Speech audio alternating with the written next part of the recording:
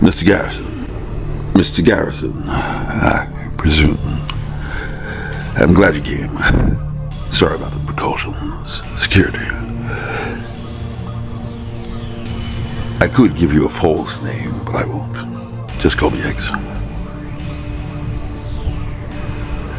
I'm not with the agency, Mr. Garrison. If you come this far, what I have to say interests you. I won't name names, tell you who or what I represent, except to say that you're close, very close, closer than you think. Everything I'll say is not classified top secret, all in the open source. I was a soldier, Mr. Garrison. Too many wars. A Pentagon guy supplying hardware, planes, bullets, rifles, what we call black operations, black ops, assassinations, coup d'etat, rigging elections, propaganda, psychological warfare. They wanted to call me back in 2016, and then after I refused, I was practically sent to the South Pole. Pornography. I was on my way back. And suddenly, well, we happened to have a pandemic. It felt to me, from the very beginning, as if a cover story was being put out.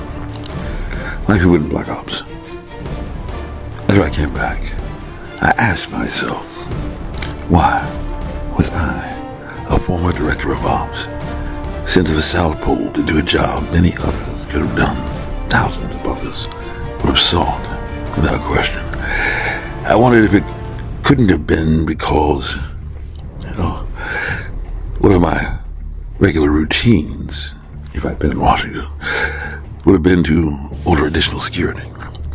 I'd developed a reputation for telling the truth even when my superiors don't want to hear it. So I decided to check it out and found some rather interesting details. Mr. Garrison. According to several notable evolutionary biologists, the most likely scenario is a natural spillover from an animal source to human. In the beginning, therefore, God had created the coronavirus. The virus was without form and void.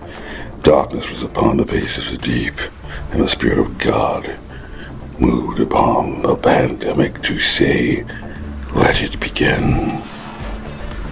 And it was. Mr. Garrison. Fauci was in control. Cabin was out of the way. Troops of riot control were in there and on the streets rising in protest about what? Black Lives Matter? Really? In a pandemic?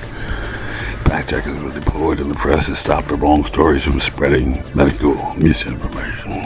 Nothing was up to chance.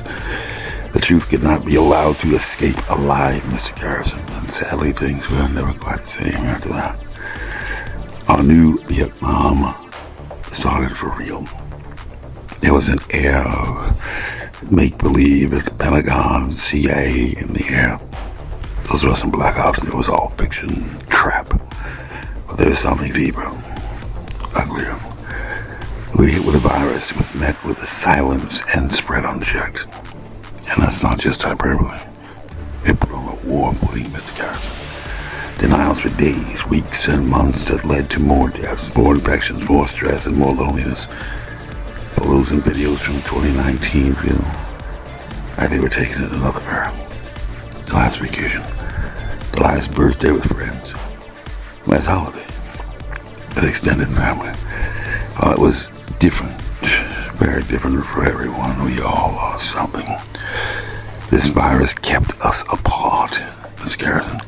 Grandparents haven't seen their children or grandchildren. Parents haven't seen their kids. Kids haven't seen their friends. We lost family and friends. We've lost businesses and dreams we spent years building. We've lost time, Mr. Garrison. Time with each other.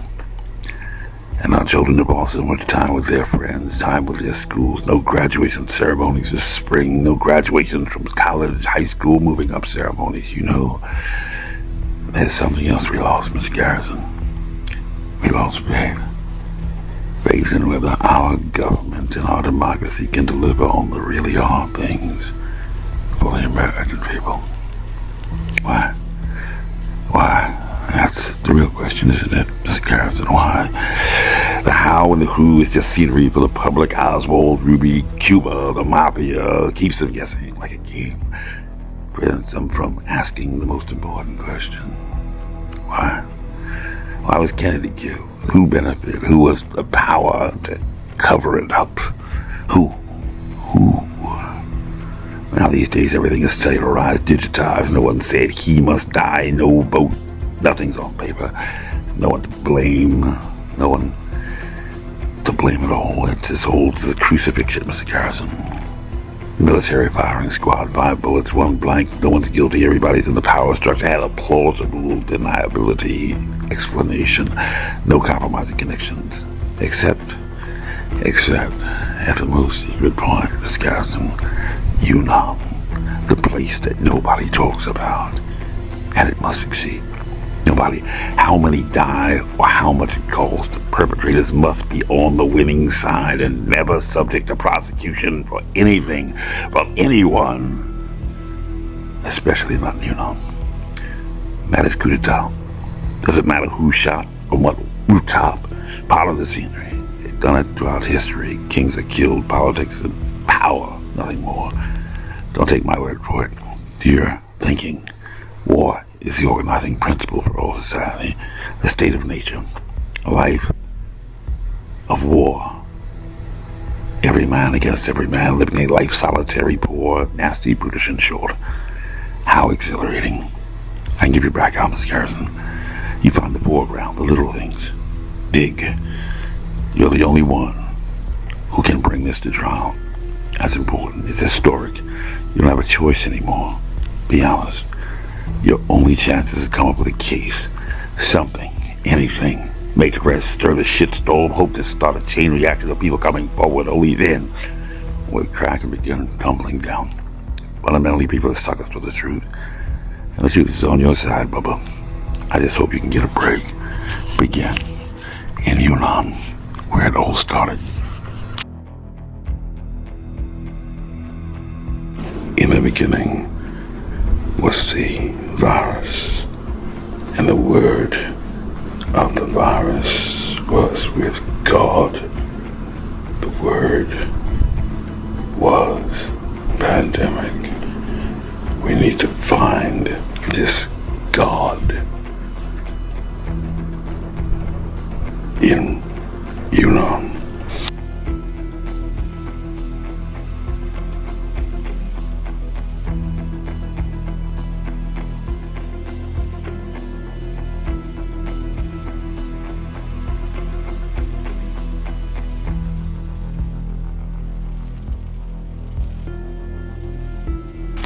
This message was approved by Major Mike Webb.